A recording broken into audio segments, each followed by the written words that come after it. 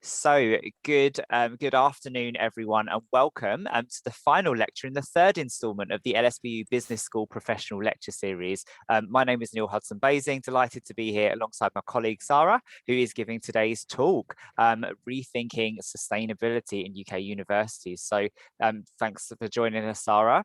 Looking forward to hearing from you shortly, but first I'm just going to take everyone through some virtual housekeeping, starting with our short statement on respect and dignity. So everyone speaking at or attending an LSBU event, whether in person or virtually, should be treated with respect, dignity and courtesy. LSBU operates an environment built on equality, inclusion and acceptance.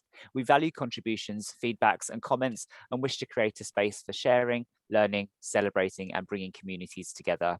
LSBU does not tolerate any form of bullying, abuse, harassment or discrimination. Inappropriate behaviour, including that potentially impacts or contradicts LSBU's reputation and values, will be treated seriously and acted upon. Anyone exhibiting any example of this behaviour will also be removed from the webinar. We want our events to be an enjoyable, safe and warm experience for all. Thank you for adhering to these guidelines. So just to take you through the Zoom functionality, it'd be great if you could use the chat box throughout. So the chat box is there to share your thoughts, your comments, anything that you'd like to pop in there. We love to see all of those coming through. You'll see that I've enabled closed captioning for this event, which are the subtitles that are appearing just on your screen now. You can hide those by clicking the little up arrow next to the CC live transcript button, and that can hide them. But in the interest of inclusivity and accessibility, we do enable those. And finally, I'm in the background if you have any questions at all. You can change the view if you click on the little view button in the top right-hand corner. So we'll spotlight Sara while she's giving her talk, but we'll change it to gallery view afterwards. But you can amend the view as you wish. That's all from me. Sara, I'll hand over to you. Thank you very much, Neil. Thank you. I'm just going to start sharing my screen now.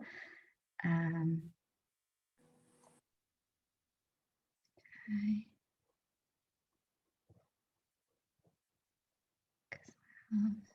Tons of things open. It's very files.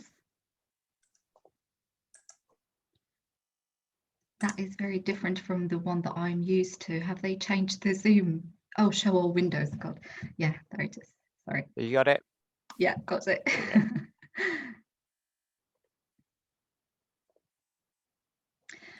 Right, so thank you very much, Neil, for the opportunity. Thank you very much, everybody, for turning up today, despite the very, very busy time of the academic calendar, which I'm very much aware of. So today is going to be a presentation about rethinking sustainability of UK universities, and it is going to be a combination of my own research findings, but also predominantly a reflection on my own research over the last 10 years in sustainability in higher education in particular, and also my own professional practice in higher education. So let's get started and first of all try to define what sustainability means in the broader sense. So this is the Brundtland report definition of sustainability, very simple, very broad. It is about meeting the needs of the present without compromising the ability of future generations to meet their own needs. It is 34 years old, I should know that, and also it is very much still valid until today's.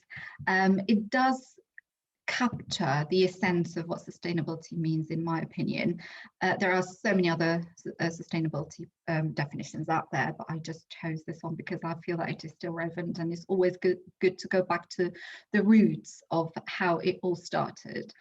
So in a sense, and again, this is something that I have been working on, to me, sustainability is about balancing three pillars: economic side of it, environmental and social. Again, you will find different people referring to the three pillars differently. So you will have environmental, social and governance, you will have economic, environmental and equity, etc., etc. But really, for me, the sustainability is about an organization's ability to balance these three interests and aspects of its activity. So I'm not actually going to give a definition of sustainability from a higher education perspective or a university. I'll leave it until the end. So let's go through what research has been telling us so far. So when I've spoken to people working in higher education, I have actually done research in 2 different universities with very different profiles over the last 10 years or so. And the trends are that we are focusing mainly on financial sustainability and environmental sustainability. So the people that I've interviewed are mainly the executives, people who are sustainability managers and work within that area of sustainability, so within estates of different universities, as well as academics. So it is also very much it does come across as a box ticking exercise. So we do have a lot of audits. So the audits, and I have myself been an auditor, a student auditor, when I was doing green impact with the NUS for 3 years in 2 different universities again. So it is a box ticking exercise. It's very, very descriptive. And also what we do with the audit of curriculum, again, how it's done is very much box ticking. So we would be looking at, okay, how much sustainability are we covering in this module, for instance? Oh, okay, it's a word in a slide in a lecture, for instance. Okay, and then what else are we doing? What can we interpret to be sustainability, etc., etc. So it does lose its real meaning in a way. League tables as well, they push us to kind of tick boxes as well to say, oh, we're compliant with this, we've done that. We've got carbon emissions and procurement that are predominantly led by regulations. Of course, we need to reduce carbon emissions by a certain number of tons, for instance, per year, or by a certain deadline, again, ticking boxes. Procurement, we have to do certain things and have statements around our procurement, fair trade certifications, and the list is very, very long. Having said that, sometimes it does come across as window dressing potentially, because we want to perform well in these league tables, in these competitions. We don't want to pay penalties because we have accessed certain targets of carbon emissions, etc., etc. But at the same time, I have to say that over the years, things have changed positively. What started potentially as a box ticking exercise has actually enabled some really great initiatives to take shape and to also become mainstream as well. However, we still have a lack of resources in terms of human resources, people who are able to lead in sustainability matters, the buy-in from the general population within a university and its local communities, etc. But also financial resources, because without the financial resources, a lot of the stuff that we would love to do, we can't do it. Yeah, because it's too expensive to buy, for instance, clean energy compared to mainstream energy, or we're not able to invest in a certain grade of paper or whatever that investment means. So there is still lack of resources. In terms of literature in general, there is bipolarity in the sense that there are so many studies out there around sustainability about universities as well as other organizations, but they tend to focus either on the university as a business entity or from an educational perspective. So whereas my understanding of sustainability is actually a combination of both. Sustainability is so complex in a university, and we can't talk about a sustainable university if we just focus on, yeah, it's a university that really has a sustainability manager, that has got a certain number of carbon emissions, that is sustainable as an organization, but we're not looking at whatever delivery it is having and what does its curricula and research and enterprise does to address sustainability. And at the same time, we can't talk about that's the other side, the second side without the first. So hopefully through this presentation, there is that balance between the two aspects of sustainability in higher education. So I have kind of summarized the points in this kind of diagram. So first of all, I'm going to talk about each one of them separately, but I just want to give you a snapshot of what is coming next. So we're going to talk a little bit about the role of leadership, academic quality, people, course offer, research, enterprise, long-term focus, business model. And at the center, I've put collaboration, and I will talk a little bit more about that in a second. So when I say collaboration, I think collaboration is key for any sustainable model and sustainability in general in the world. No single organization or individual group can achieve sustainability. It has to have a certain aspect of collaboration to it. Everybody is responsible when it comes to sustainability. Everybody shares the load and everybody shares responsibility around that. So in the case of a university, we have got professional service groups, and these could be student services, they could be accommodation, they could be events, they could be estates, they could be catering, etc., etc. So we need to make sure that everybody is on board and committed to delivering a sustainable business model and a sustainable university. We also have the senior executive team, which is obviously vital. If you don't have the leadership that comes from the top and the senior executive team on board, it's very, very difficult to obviously get anything forward, really. Academics is one of the very important as well, or key stakeholders in enabling and achieving sustainability in a university. They deliver the courses, they deliver research, they deliver enterprise activities, and they're a key element and a key link between the organization and external stakeholders, if I may say so. And of course, students, we have to have students on board.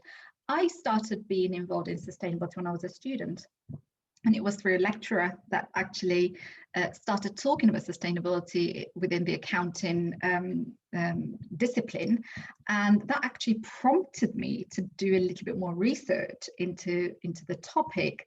I got in touch with the sustainability manager of the university, and I started being really, really active, and I did even my dissertation on the topic.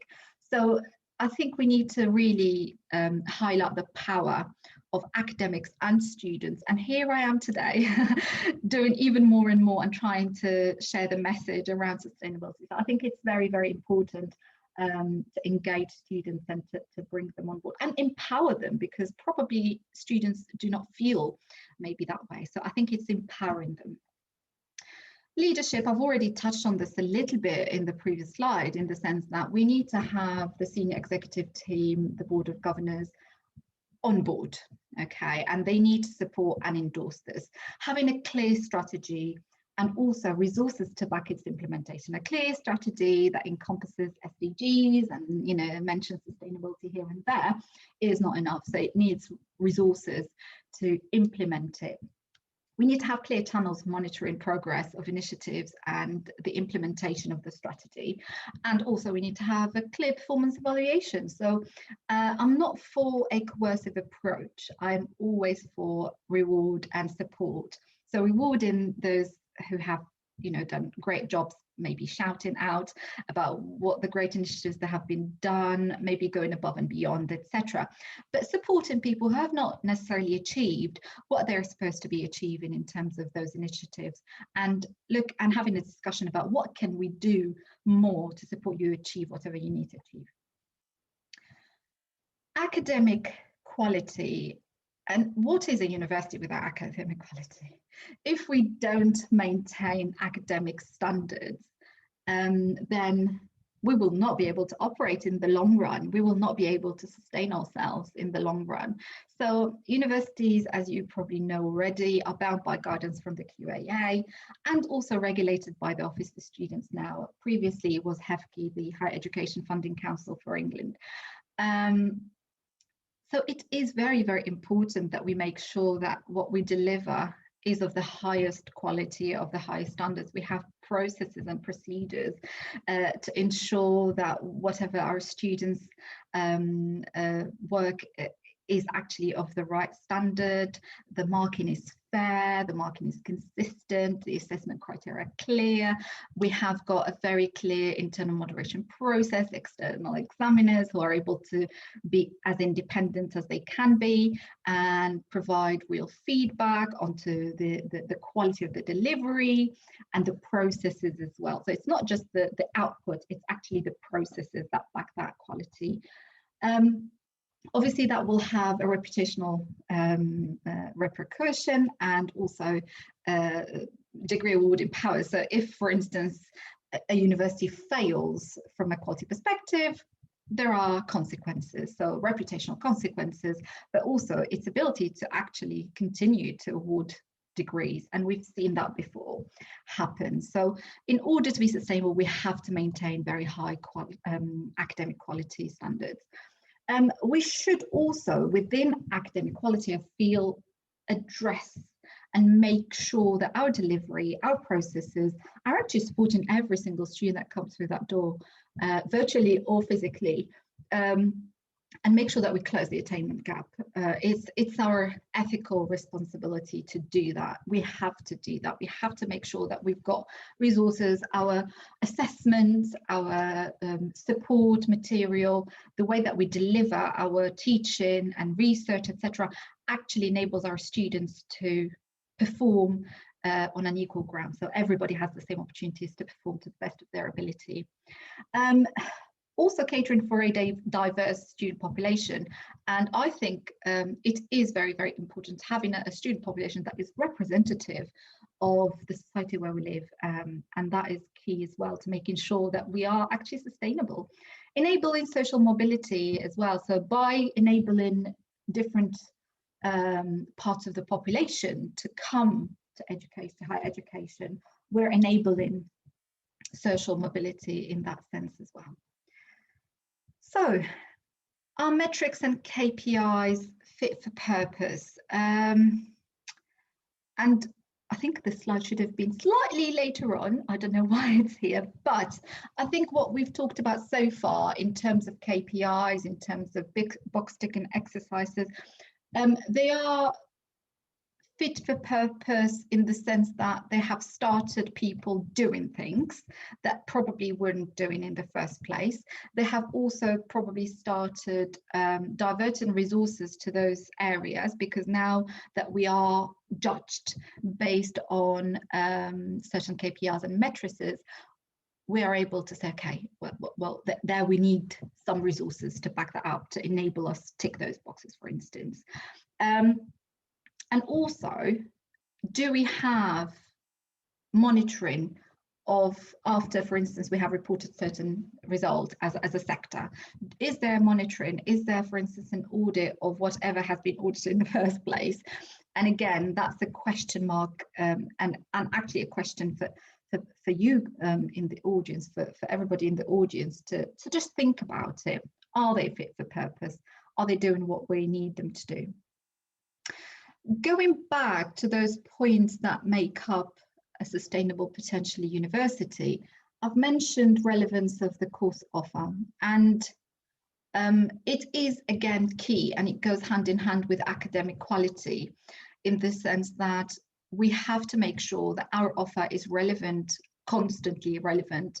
I know certain courses in certain areas do not necessarily have the same relevance requirements.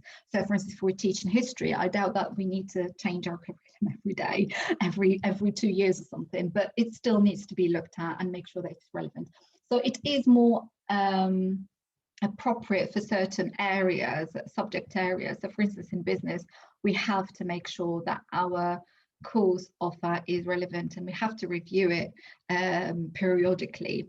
So first of all, we need to make sure that our research is fed into whatever we teach, and that our research is constantly up to date. And that actually hits two birds, in the sense that we will encourage our colleagues to do research and produce research and stay abreast of whatever is going on in their areas of expertise, but at the same time transfer whatever is being researched to the students and making them think, making them be ahead of potentially other people in other universities as well.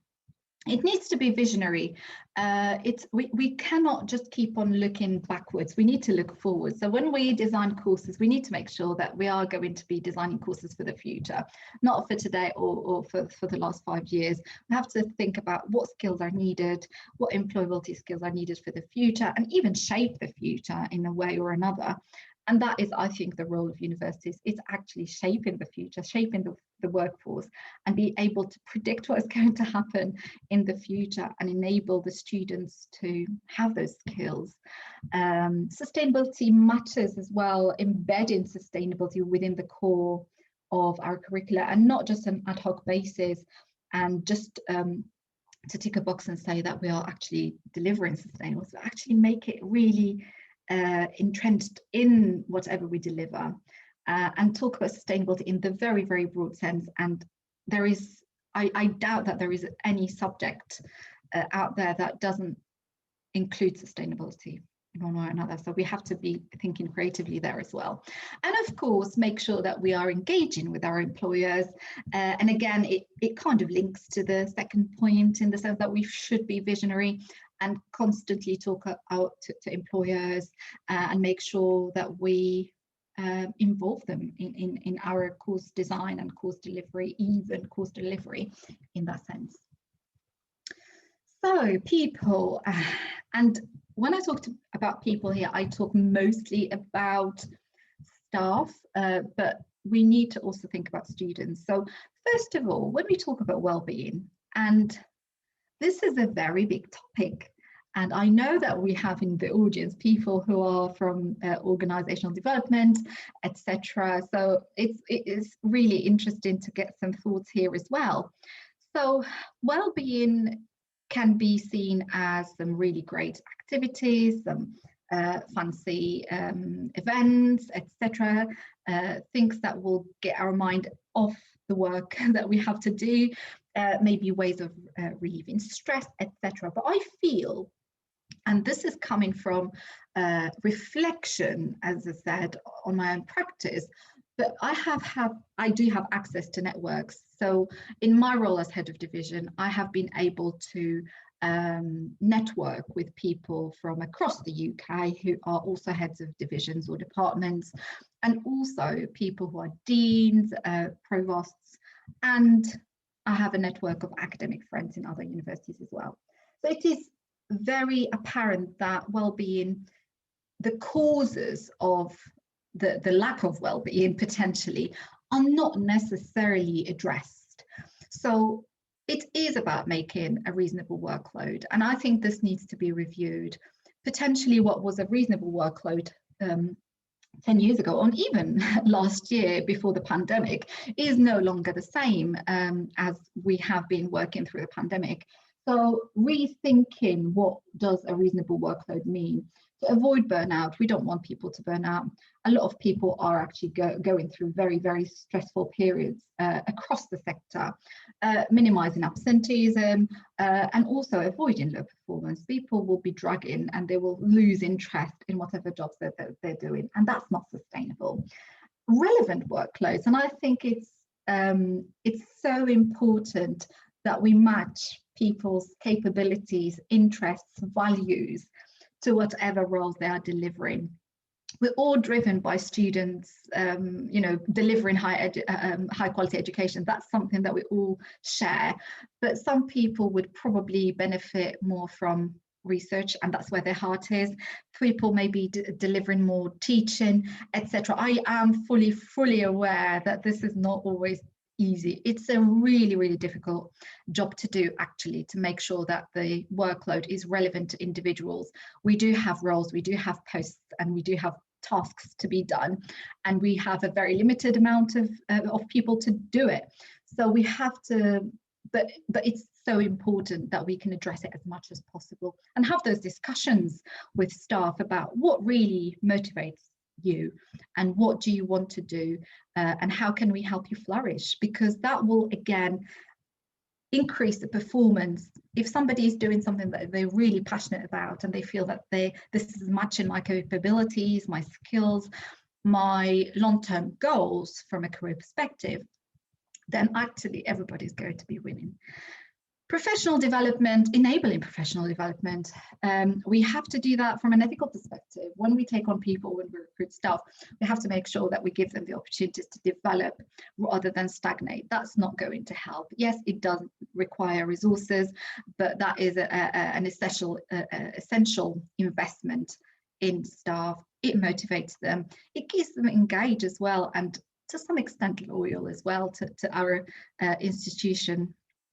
And of course, I left this last, but it's actually very, very important to make sure that we are treating everybody, with the spirit of equality, diversity, and inclusion. And it is key, again, it is our ethical responsibility, moral and legal responsibility to do that as well. So if we are to be sustainable, we have to do all of this. Next is research, and we are as much as teaching providers as research and enterprise providers. And depending on which universities we're talking about, some of them potentially have got a lot more focus on research than teaching. But there are these three elements. There are the three kind of pillars of a university's activities. So first of all, we should enable people to produce research that is cutting edge, research that will enable us to continue our sustainable development as a nation, as a global human being as well. So it is very, very important to enable that production of research. And that again requires resources to back it up. Supporting researchers in general in so many ways, not just financially, but providing the right environment, the right mindset around universities. And in particular, early career researchers, they need that support, they need that extra support, they need that mentorship. And it is essential that we provide that, and we are aware of it, to ensure continuity of that research culture going forward. Enterprise is the third kind of leg or arm, whatever you want to call it, of the activities that are an essential part of a university. And we need to make sure that we focus on local communities. We should have not only income generating activities, which are very, very important, of course. We need to have that income generating activity stream, but also looking at social enterprises. And this could be an opportunity for both staff and students to get in, to get involved in. It's a really great opportunity for students to actually develop that side of social entrepreneurship, and it is so highly rewarding because you're actually developing your students, staff, but as well as your local communities. So we have to make sure that we are having a positive social footprint wherever we are operating. Working with businesses and organizations to improve their sustainability. We have a lot of talent and skill within universities. How do we transfer them to practice? How do we transfer them to businesses and organizations? KTPs, for instance, non-transfer partnerships, are one very good way of doing that. And universities and the government, of course, is very much aware of that. That's why there are so many initiatives, and there is funding as well to back it. So it is very important to engage in these, to make sure that we don't limit sustainability and whatever great stuff we are producing to our academic community, but actually transfer this into businesses and organizations. And also reinvesting income or part of it in sustainable initiatives and making sure that we use a little bit of those resources that we generate from enterprise to develop more initiatives and back more initiatives within the sustainability in its broader sense sphere. So obviously, it is all about long term when it comes to sustainability, and I feel that the sector, or rather, not feel, but I do notice, and it is very apparent as well from research as well, that there is a lot of short-termism in the way that our universities are run. We do need to keep an eye on the short term, but at the same, we have to make sure that whatever decisions we're making today have got this long-term implications, and are we satisfied with the long-term implications of their short-term decisions. So it is about good governance in general. It is about taking accountability, especially as a lot of the key people in universities do change jobs very periodically. So it is very important to make sure that whoever makes those decisions, they are very much accountable for them going forward, even though they may have left the university potentially. So it is really important to rethink governance of universities in that sense, because that will encourage people to think more long term, rather than, okay, I'm just going to increase the income, for instance, for this for the next 3 years, but then whatever happens later on, okay, it's fine. It's not my job anymore. It's not my business anymore. I think we have to have a greater responsibility and accountability of decision makers in general. A business model, and then now I'm talking about the university as a business kind of entity, and I'm very, very careful because I know universities are not-for-profit organizations, so I'm using business in the very broad term. So strong financial management, we can't do much without money. Yeah, if the university goes bankrupt, the government has been very, very clear they're not salvaging anybody. So we have to make sure that the university is financially sustainable in order to enable us to have a wonderful workforce, really flourishing workforce, have resources to do all the investments that we want to do. A focus on positive environmental and social footprint, and have that at the core of the business model. So when we are operating, we have this in mind. So every action we take, every decision we make is actually thinking about what is our impact on the environment and our social, both natural and social environments. So we have to think about the carbon emissions, circular economy. Are we recycling, upcycling everything that we can do? For instance, do we have that culture? Even biodiversity, we know that a lot of campuses around the UK are very massive campuses.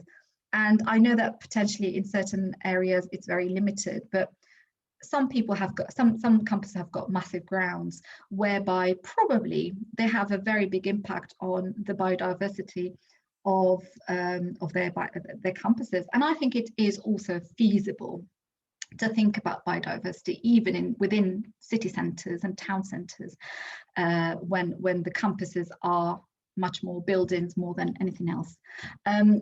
Recycling, clean energy, ethical procurement, buying local, organic, all of these things need to be part and parcel of the business model, and making those decisions and being mindful of whatever the impact on society and the natural environment of the decisions that are made at the university from a business perspective in particular.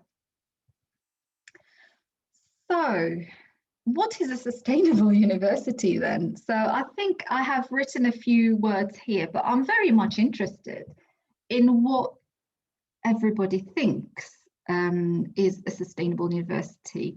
And I have dotted down a few words here. So it is about the ability of a university to continue providing high quality education, research and enterprise to both its local and global communities, operating in a financially viable manner, attracting and nurturing a talented workforce, and having a positive environmental footprint.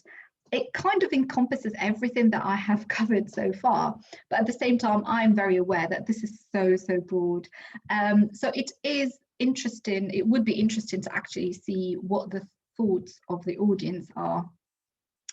I will also ask the audience about what do you think about this what we are doing at the moment, do you think that we are sustainable from everything that we have talked about? And I have got another slide to cover about what we do as LSBU and my reflection on LSBU in particular. However, it would be nice to even now start a little bit of a debate before I go onto my kind of final slide. I'm very, very interested. You could write something in the chat. You could turn your mics on or cameras on and just reflect on, are we sustainable? Are we there yet? Are we unsustainable? So I'm going to try and have a look at the chat. I'm not sure whether I can whilst sharing my screen. I'm happy to feed in from the chat box for you if you'd like, Sara. Yes, we would encourage you in a second to turn your cameras and mics on, because rather than kind of coming to Sara with questions straight away, really keen to hear from you as to kind of like, you know, are we sustainable? What makes a sustainable university? Just the first comments in the chat box, Sara. Dorota asked, in your opinion, who is responsible for sustainability? I believe that it's the same as with health and safety. Everyone is responsible, keeping finances on the side. But I have a feeling that a lot of people kind of like wait on others. How do you kind of move the ownership? Would you have some examples from other universities or other ideas? We'll come back to that, Dorota. And then Fola says, what about the role of robust information knowledge management in ensuring sustainability? I find that a lot of information in the sector is a tacit knowledge held in people's heads, but not often written down. That's brilliant. Actually, two very good comments and questions. And if I start with the first one, I would say that it takes time for culture to change and behaviours to change. And I certainly do agree that it's everybody's responsibility. It's an individual responsibility, and it is a collaboration. We have to all take responsibility of making our organisation sustainable. In terms of what can make a difference, I think it's the leadership. If there is a strong message from the top of the university, that's what works. When you see that, for instance, the Vice-Chancellor engaging in activities that are sustainable, attending events, supporting events, initiatives, sponsoring initiatives, it helps dramatically. So I think it is very important to have that strong leadership from a sustainable perspective, to lead from the top, and obviously to put the resources as well to back it up. But yeah, I think that's key, to encourage people to engage and to get people's attentions and get the message across. So that's one thing. That's the first question. The second question, I think it's very relevant, and I have experienced that myself when I first started. There is so much knowledge going around, and I've learned so much from people telling me how to, and observing and asking questions, than actually finding things written down. And it is a challenge for higher education. That's for sure. What we can do about it is just encourage people to think less that information is power, because I think sharing is power. Some people are very protective about what they know, and they think that because of what they know, they are, you know, protecting their jobs potentially. I'm not sure, but that's something that I have come across actually quite a lot. I think it's the mindset of sharing and just encouraging people to share and recognize it as well. So when people share, I think it's nice to recognize that I know this thanks to this person. Yeah, so it's a cultural change, in my opinion. Thank you. Shall we stop sharing your screen and invite some people to join us? I can actually just go then through my final slide before I actually do that. So what are we doing at LSBU then? So something that I wanted to just reflect on a little bit. We do have a very long way to go. I have to be very honest with, and I think everybody is honest in that respect, but we are on the right track, at least. This is what my understanding is. We do have a sustainability steering group that is very active, very high level, chaired by the provost, and it is something that is taken very seriously. However, we felt that the actual implementation isn't quite there. So that's why there is a task and finish group now to ensure that we are implementing everything that we are talking about, and there is a lot more focus on implementation. We have a great strategy, a new strategy, which is based on a number of SDGs, which is great to see, but it is about making sure that we are implementing whatever we've got in our strategy, and we do what we say we're doing. Wellbeing support, we do have great initiatives, and Dorota, I didn't know that you will be here. So I think we have great initiatives, but I think we have to certainly rethink about workloads and the matching of capabilities that I've talked about. I think we still have a way to go there, and we do have limited resources, of course. We have a very diverse student population, and we're very proud of that. We do recruit a lot locally, and we do contribute a lot to social mobility. We're very proud of that, and that's something that is not perfect yet, but it's something that we are already doing and we should do more of for sure, and we are very aware of that, and we're working very hard towards actually improving on those areas. We have a very diverse staff population. I mean, it's wonderful, it's refreshing to see how diverse we are, and I think it is about just making sure that we are supporting everybody in the best way we can. Our course offer is, especially in business, I have to say, it is very relevant because we keep on reviewing, we constantly review our offer, and we make sure that we include different stakeholders when we do those reviews, professional bodies, because in business we have got a heavy reliance on accreditations of professional bodies, which is a very positive thing, of course, and makes our offer very relevant constantly. And we do include employers as well, and of course research informed. We are committed to the UN principles for responsible management education, and we do provide 2 yearly reports on how we're doing and what sort of initiatives we're doing to comply with that. And I'm not going to go into what the principles of responsible management education are. There are 6 of them, and I'm sure probably everybody knows about them. If not, I would invite you to actually go and explore a little bit more about them. We have got a negative awarding gap and in the business school, which is great to see as well. That's something that has just came up very recently.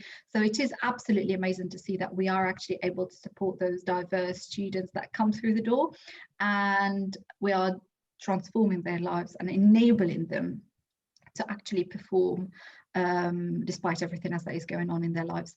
And we certainly need more resources, we certainly need more awareness, more commitment from every single person in the organisation, and it's still a very long journey to go. I think we certainly need a lot more support to make sure that we are more sustainable as a university, and I think this is the case for the entire sector. So it is a long way to go, but we are on the right track. So thank you. Thank you very much, everybody. And I don't know whether if you have any more questions, comments, challenges, which I love to have. Thank you. So firstly, thank you for a really holistic approach to sustainability. I think when I kind of first started getting involved in sustainability at LSBU, on some of the event series that you were part of, sustainability was quite new to me. It's not something that I touched on in university, and it really does, you know, the way you've delivered this is all encompassing and covers so many different things that people might not have thought about, which fall under sustainability. Eddie agrees with you. I think we're on the road to sustainability, but it's a long journey. And there needs to be more cohesion in LSBU to start to achieve the targets senior management have set regarding the UN's SDGs. Yeah, thank you. Agree with you, Eddie. Mike, sustainability to a great extent depends on the ability to react effectively to changes in the organisation's environment. Does the university need dedicated processes to identify, scan the impact of changes rather than leave it to individual office holders?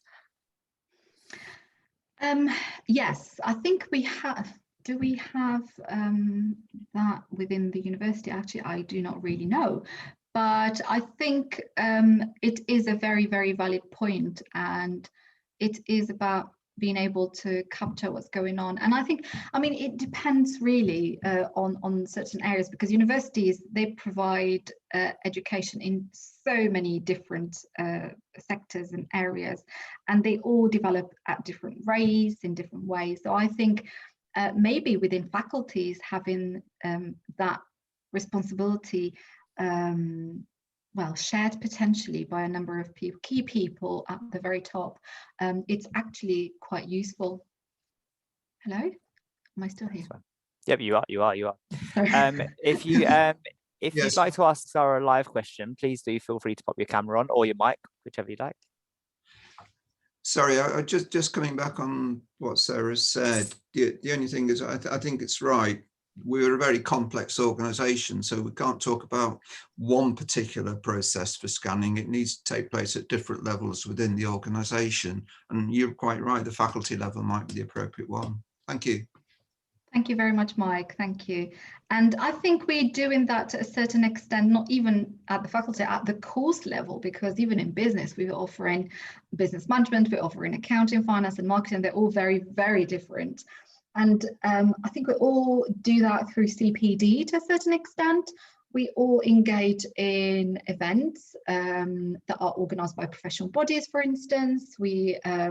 Our dean herself is chair of the Southwark Chamber of Commerce, so it's about that keeping in touch with whatever is going on in the local environment and the business environment and the university sector as well. So I think we all do go on conferences where we share thoughts and practices with other people within the sector, within our subject areas in particular. So I think we're trying to do that. It's not necessarily a structured approach. We don't really think about it as actually we're doing this in a structured way, but I think we're all doing that one way or another, and it is working, I have to say. Yeah. Thank you. Serena asks, what are your key challenges during the sustainability development work? Can you be a little bit more explicit? I mean, in terms of what aspects potentially? If you can come on camera and or even just unmute yourself, that would be great. So just. Yep, absolutely. We invite you to join us, Serena, or pop it in the chat box. If anyone else has a live question, we'd love to hear from you as well. Oh, VJ, welcome to join us. Come on board, VJ. Hi. Just turning my camera on a sec. Okay. I just want to. It's not really a question. It's just a comment. Well, I found your linking of quality to sustainability. I found that both novel and relevant, because it's not something that occurred to me before. But when you think about it, it makes perfect sense, because diluting quality to meet short-term progression targets, for example, that has sustainability implications, because the lower standards will get embedded, thus compromising the ability of future generations to gain the same quality of education as students in earlier years. And isn't that the opposite of achieving sustainability in education? Just something which hadn't occurred to me before. Thought I'd say that. Absolutely, Vijay. Thank you so much. Really relevant comment, and it is key. It is really, really key. We do have lots of matrices that we need to tick boxes, as I said, and I think there is a lot of creativity in the sector that has pushed creativity, and that is the case wherever you go, even in the financial audit industry.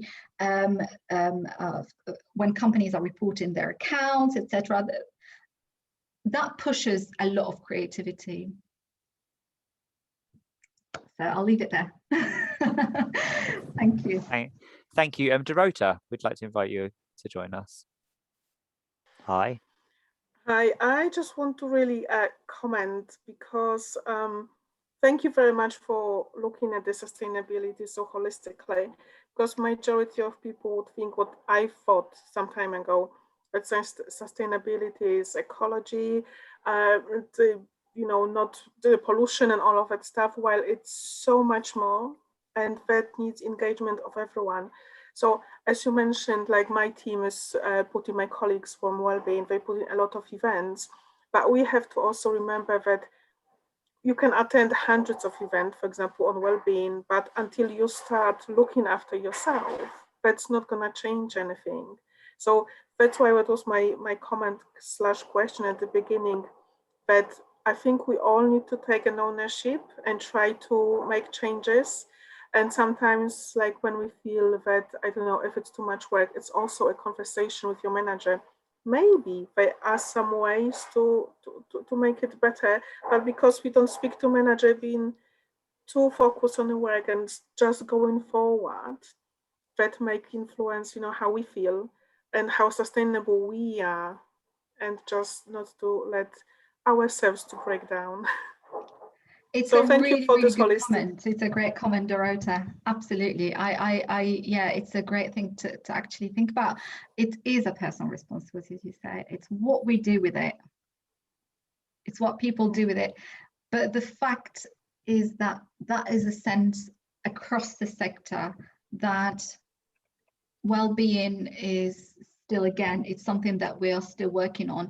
And I know that there were some really, really honest, open conversations at an event that I've attended last week. And it was a kind of a UK-wide event whereby a lot of deans and managers were attending.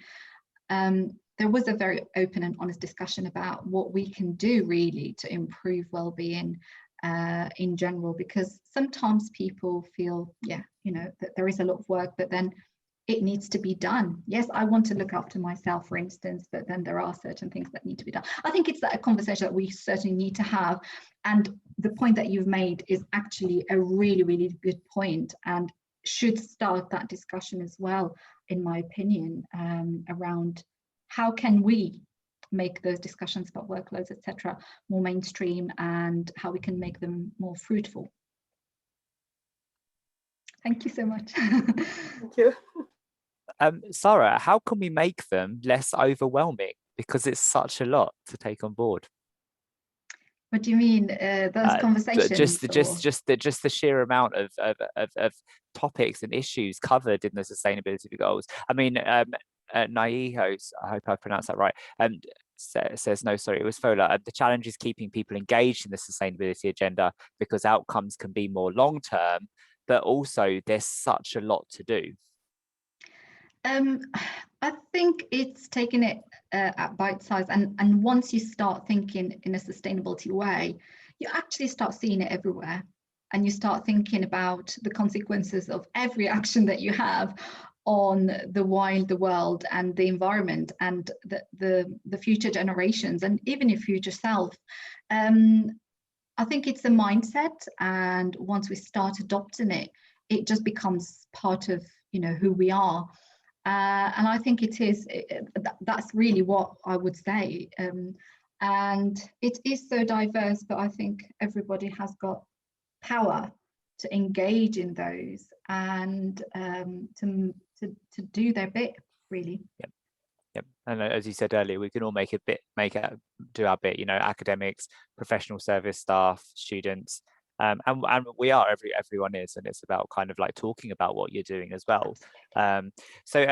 We've got, do you have specific and identifiable sustainability targets, and have you carried out an audit on those targets? And if you do audit the targets, which stakeholders are privy to such reports?